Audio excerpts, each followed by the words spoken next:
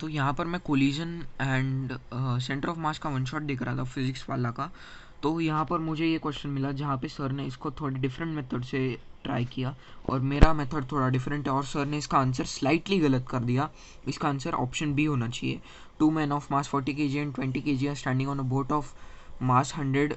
Length of the boat is 20 meter. Neglect the friction between water and boat. Neglect the friction.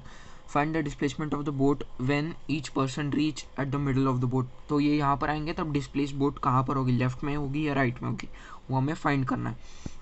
तो यहाँ पर first of all यहाँ पे कोई external force नहीं है क्योंकि फ्रिक्शन भी इन्होंने निगलेक्ट करने बोला है। तो नेट एक्सटर्नल फोर्स ज़ीरो होगी।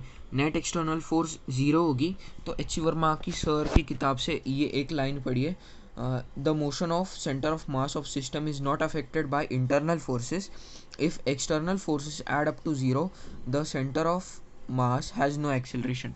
तो इनिशियली इनका सेंटर ऑफ मास रेस्ट पे था, इनका एक्सटर्नल फोर्स ज़ीरो है इस सिस्टम पे, तो इसका सेंटर ऑफ मास एक्सेलरेट नहीं करेगा, मतलब जैसे था वैसे ही रहेगा। अगर ये मोशन में होता तो मोशन में ही रहता, यहाँ पर ये रेस्ट में है इसलिए सेंटर ऑफ मास रेस्ट में ही होगा। तो हम लोग अगर फॉर्मूला लगाएंगे तो यहाँ पे अगर हम केस देखें तो ये ऐसा केस आएगा, ये दोनों यहाँ पर मूव करेंगे तो एज हमने देखा as net external force is zero so centre of mass will have no acceleration.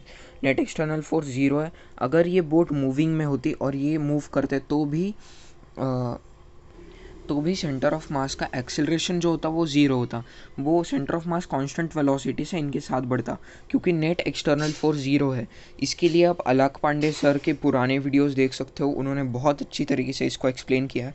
तो हम इसमें फॉर्मूला लगाएंगे डेल्टा एक्स जो कि सेंटर ऑफ मास का डिस्प्लेसमेंट है is equal to M1 delta R1 plus M2 delta R2 plus M3 delta R3 upon M1 plus M2 plus M3।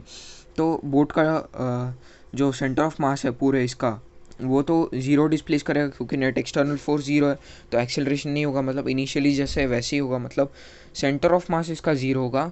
तो हम इसको अगर सॉल्व करेंगे, इधर जाके मल्टीप्लाई होगा, इसको 10 से डिवाइड करेंगे और इसको अगर हम सॉल्व करेंगे तो हमारा x 5/4 आता है जो कि हमने लेफ़्ट साइड में अज्यूम किया था, और x हमारा पॉजिटिव आ रहा है, मतलब जो हमारा अजम्पशन था वो सही था कि वो लेफ़्ट साइड ही मूव करेगा, मतलब इसका आंसर 5/4 टूवर्ड्स लेफ़्ट आना चाहिए, जो कि सर ने थोड़ा सा गलत किया है, स्लाइट मिस्टेक है। तो आप ये करेक्ट कर सकते हो। ये था इस सम का पूरा सोल्यूशन। इसका कंसेप्ट प्योरली बेस्ड है सेंटर ऑफ मास पे, जो कि आप अलग सर के पुराने वीडियोस से क्लियर कर सकते हो ये वाला पॉइंट। Thank you.